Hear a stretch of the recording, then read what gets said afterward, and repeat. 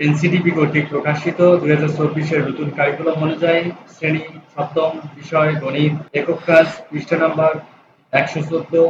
একক কাজ অনুশীলনী ৫-এর প্রথম প্রশ্ন, তোমার ইচ্ছামতো কাগজ কেটে কয়েকটি সামুদ্রিক তৈরি করো।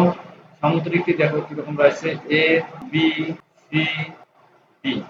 একটি সামুদ্রিক, এখান থেকে আমরা ক প্রশ্নের আনসারে লিখব, একটি সামুদ্রিক নিচের ছবির মতো করে কেটে ২ টুকরা করে কোণগুলোকে মিলিয়ে দেখো।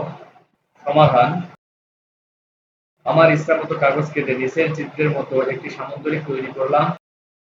ক সামুদ্রিকটিকে ক এ প্রদত্ত চিত্রের মতো করে কেটে ২ টুকরা করে কোণগুলিকে মিলিয়ে দেখলাম।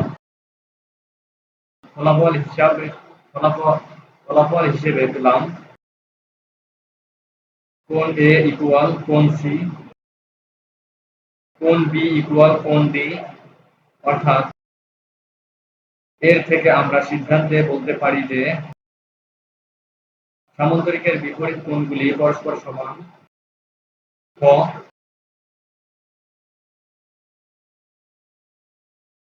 প্রশ্ন,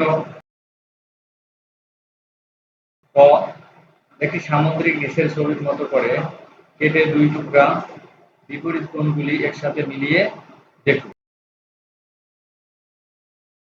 ক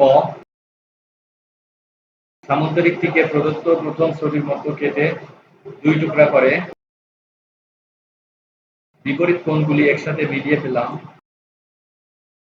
এ plus D equal ১৮০ degree, B plus C equal ১৮০ degree.